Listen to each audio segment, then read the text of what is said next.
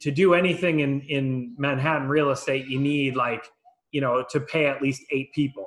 There's always, and we're not even through the list yet. Welcome to the John and Jonathan Sell NYC podcast, where experienced, expert New York City real estate brokers John Gasdaska and Jonathan Conlon break down what's happening in the market, what you need to know whether you're a buyer, seller, or agent, and their insight into the future with a little bit of fun along the way. In this episode, John and Jonathan discuss the highs and lows of their experiences this week in New York City's real estate market, as well as the parties involved in a real estate transaction. If you've purchased property somewhere else in the country before, it's pretty different here. From attorneys, boards, managing agents, and more, John and Jonathan break it all down. Hi, everybody, and welcome back to our podcast, the John and Jonathan Sell NYC podcast.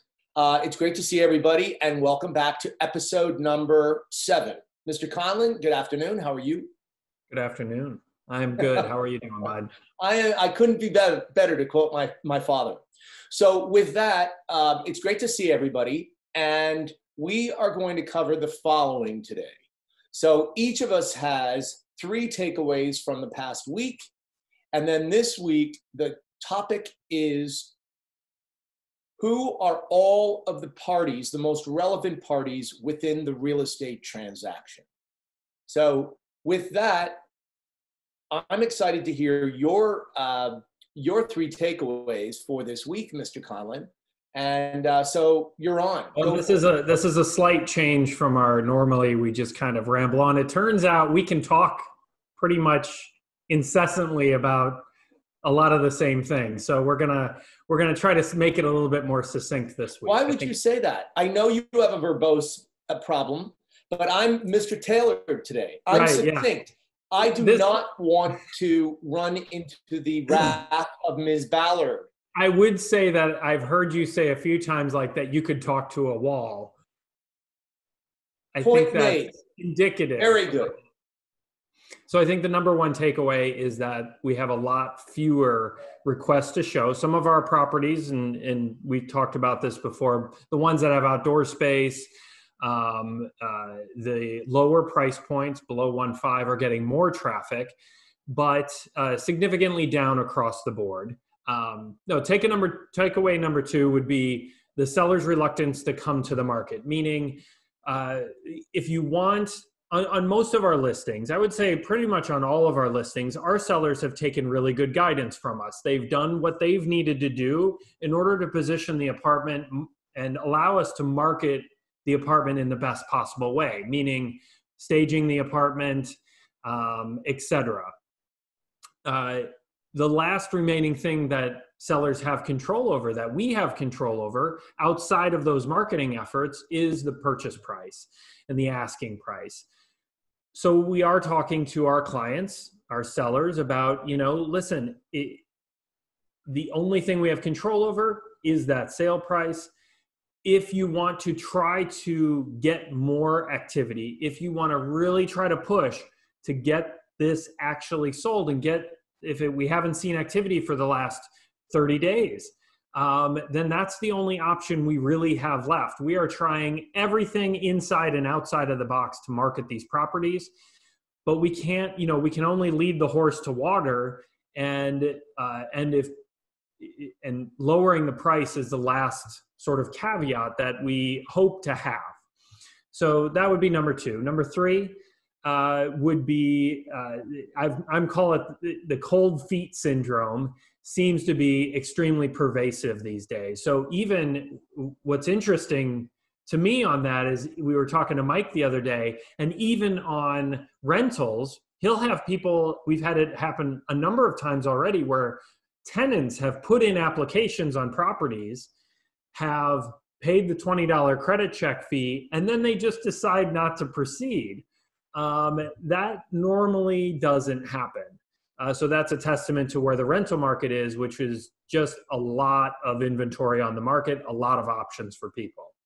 So how about yourself, John? I know you got a few extrapolations on that, but what are your 3 takeaways? I agree with your 3 takeaways. my first takeaway is the high level of anxiety from both buyers and sellers. It's a very, very highly anxious market. So you'll have buyers who are apprehensive, who don't, like you said, they have the extreme cold feet syndrome. In fact, we're going to get red booties with a flame on them to warm their little feet, or socks to get them, because at lowest interest rates I think in our, ever since I've been selling real estate, what are buyers waiting for? But they're nervous. Big buyers are waiting because they're telling themselves, well, they're getting advice that the market's going to continue to erode and they're going to wait for lower prices. So there's a tentativeness in that, in buyers. And then there's high anxiety on the buy side, but then high anxiety on the seller side. Sellers can become highly aggressive. They can become hostile because they're afraid. They're afraid of one thing, that their apartments are not going to sell. And so we have to continue to manage that. That's my first takeaway from the week, the high level of anxiety, but then I like yours very much, non-committing to even rentals. The second takeaway is the increase of concern and fear that COVID will not only come back in New York City, but will spike, and that the market will continue to decline. So I don't know about you, but if I had the ability to forecast the real estate market, we wouldn't even have to be working, Jonathan. You and I, we would be on a island, or you'd be in an island, I'd be doing something else. But we don't have that, all right, that ability. What we do have the ability to do is to monitor the day in and day out activity. The fact that we live in a marketplace where there are buyers and there are sellers, albeit there may be fewer buyers in this market than there are sellers. Well, okay, then that would say that's a buyer's market. And if there are more properties on the market, the buyers have much more room to not only negotiate, but choice to pick. So we don't have the ability to forecast the future. So the third takeaway is the increase in challenge in putting and keeping deals together. So not only has there been, when one's negotiating, the nitpicking involved, but there's also the delay in the parties coming to a meeting of the minds in terms of price and terms. You just experienced that this week. But then also the deals that we do have in contract, consummating the transactions to bring them to closing.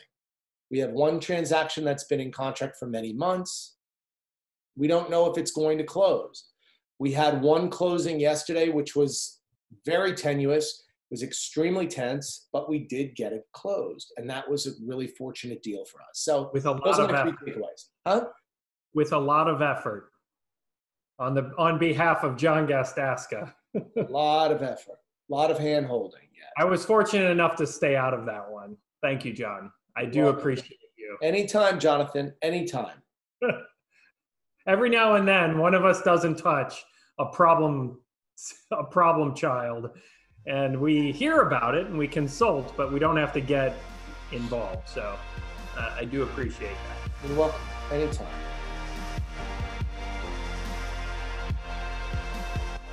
Before an offer is ever put in on a property, certain members of the real estate transaction team need to be in place. In this next section, John breaks down exactly who you need to contact and vet and why each person needs to be involved. So everybody's aware of it. You'll talk about people that are generally involved before we go to an accepted offer, before an offer is typically made even. Sometimes overlapping a bit. And then I'll talk about the people that come into play once that accepted offer happens and where it goes from there. Sure. So right off the bat, it's residential real estate. So people purchasing homes, all right? So obviously the most common sense is that there's a seller and there is a buyer of the transaction. And so Mr. Seller is selling and Mr. Buyer is buying, or miss, sorry.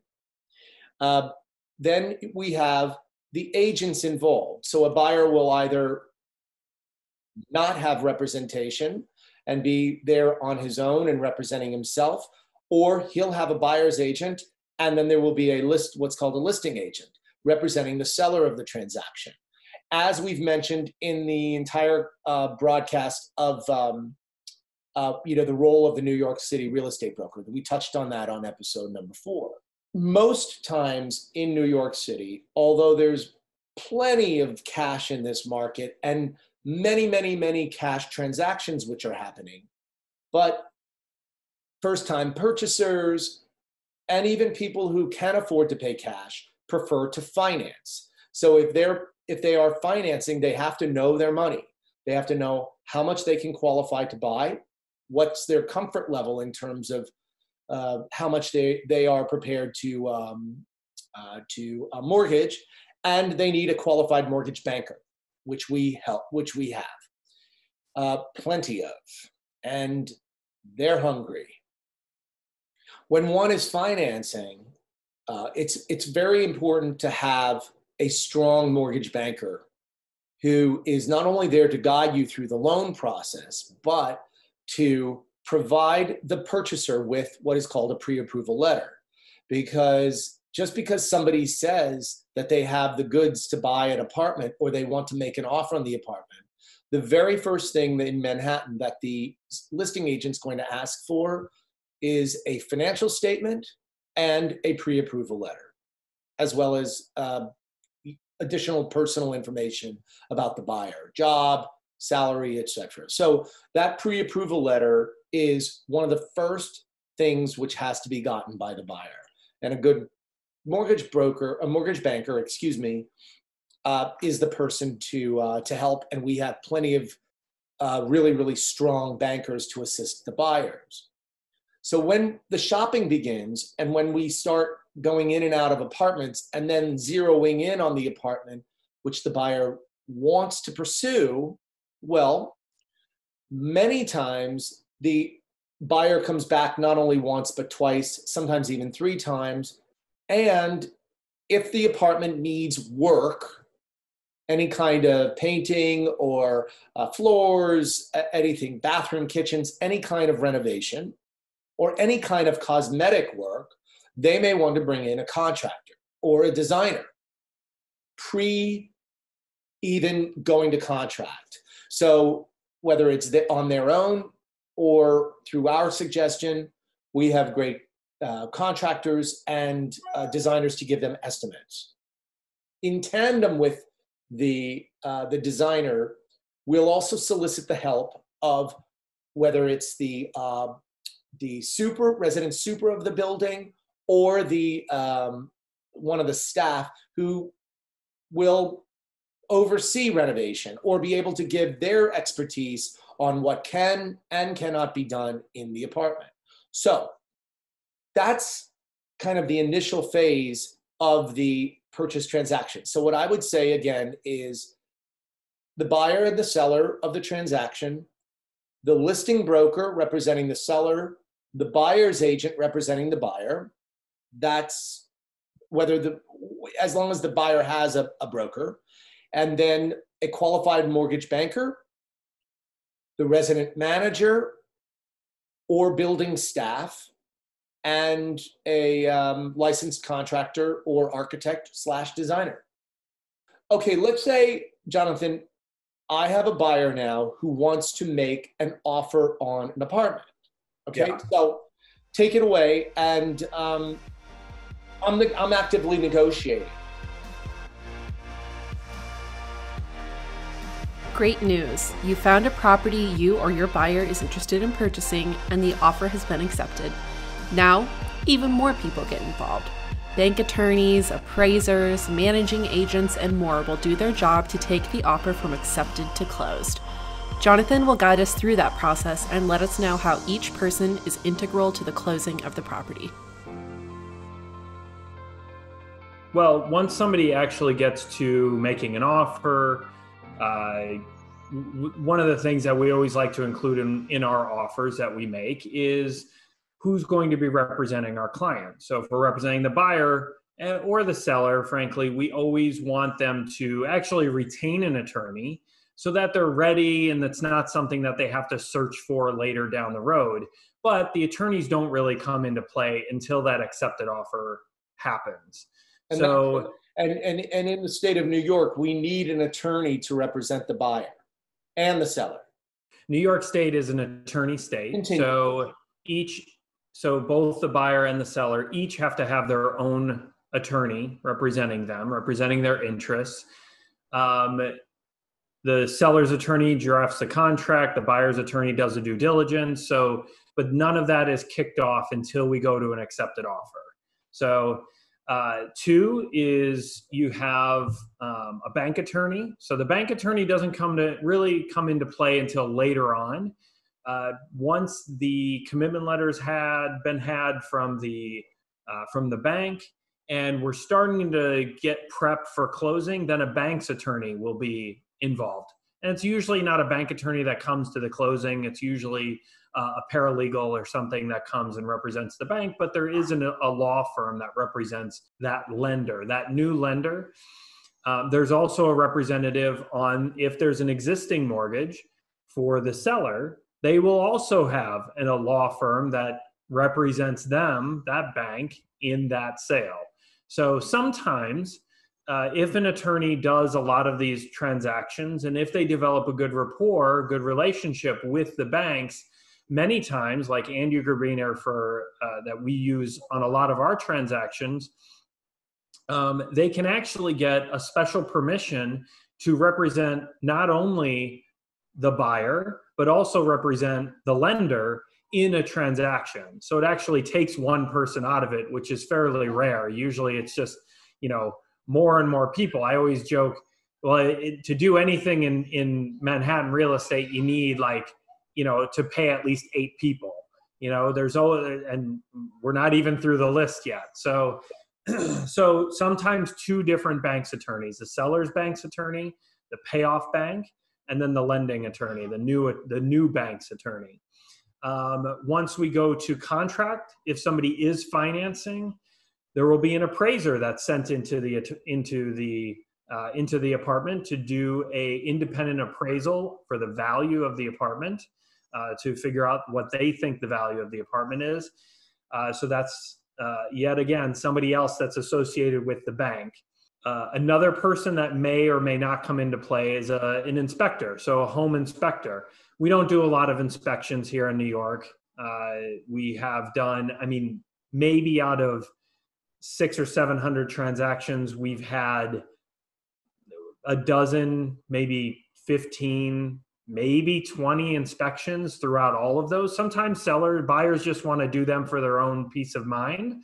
Sometimes it's a townhouse. If it's a townhouse sale, of course, they will do an inspection, even if it needs a tremendous amount of work, just to guard against the bigger problems. So you have a building or a home inspector. The managing agent. So the managing agent is the company that manages the day-to-day workings of the building. Any building that's over 20 or 30 units is probably not self-managed. They probably employ one of these third-party companies to manage the day-to-day workings. So they take care of paying all the staff of the building. They guide the board in terms of if they have to do some facade work or a renovation. They help do some of the legwork around that to help streamline the board's time and energy, because the board is made up of people that are not getting paid to make these decisions and such. So it's really a guide and advisor for the building. So the last one would be the board itself. So whether it's a co-op or a condo, there is a board of managers, these unpaid people that actually usher through one of their big responsibilities, besides deciding what happens in the building with renovations, capital improvements and such, is ushering through the new applications. So any resale, not new developments, but any resale where the board has control of the building, has an application process. So whether it's a condo or a co-op, somebody's got to review those applications and they have to approve them. whether it's a waiver of the waiver of the right of first refusal, or getting to a board interview and a co-op, and then the official board approval, the board itself. So the board may also need to be involved in due diligence questions if the managing agent, we have an instance right now where the managing agent is brand new, so that we have to go to the board to get specific information, even before going to contract, to just make sure that that due diligence is all able to be received and answered for the buyer's attorney. So that's another, you figure 4 attorneys, buyer attorney, seller attorney, 2 bank attorneys, appraiser, inspector, managing agent, and board. So that's 8 more people to add to the list. So we're talking probably close to 15 people. 15 different parties. Depending. If you take financing out of it, you lose, 6 people, so that can lop off a big portion. But there's always a lot of people involved. What we see as our role is to somewhat be a maestro through that and make sure that all is coordinated as much as we can. But we're only one cog in the wheel. One cog. People are not doing their positions and the wheel doesn't turn. We're not doing the transaction. So lest we end on a sour note, we are highly effective at making sure that all the cogs in the wheel are doing what they need to do. We keep people on notice. We communicate. We're kind of the glue of the transaction. Yeah, and we've said it before. One of the biggest things you can do is to put together your team.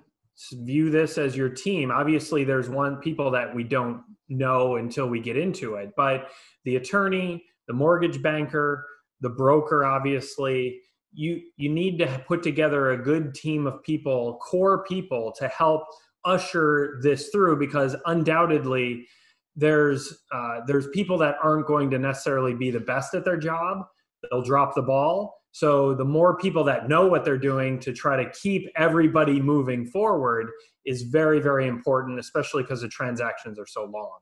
And I think that that's the great lead-in to next week's podcast, which is ways in which the real estate transaction can go wrong. So people are just going to have to tune in for next week. And I think it's a fabulous topic. I look forward to it. I think you've kind of given a great lead-in. And so with that, I hope that everybody had a great week and that you enjoyed our podcast this week, correct? And so I don't know, is that correct? I don't know. Yes, I think that they enjoyed those parties involved in the real estate transaction. I thought you did a great job. And with that, I think I'm going to sign off, Mr. Conlon, and have a great weekend. I don't know. I feel your energy is really low this week. I don't know. What do you mean? What are you talking about?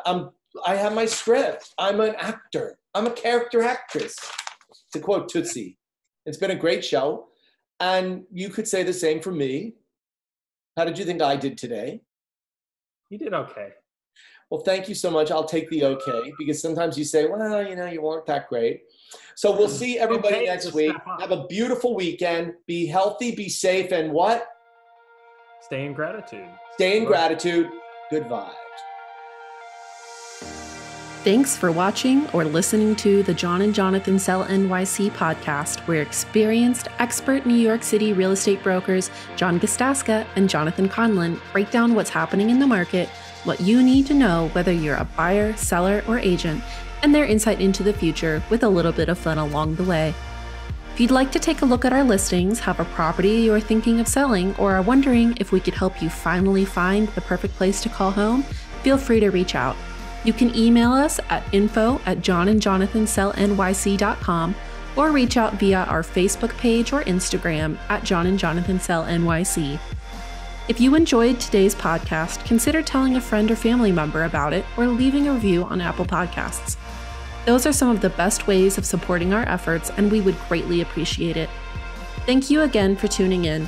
We can't wait to share what's coming up next. Subscribe to the podcast to make sure you don't miss our next episode, and we'll see you next time.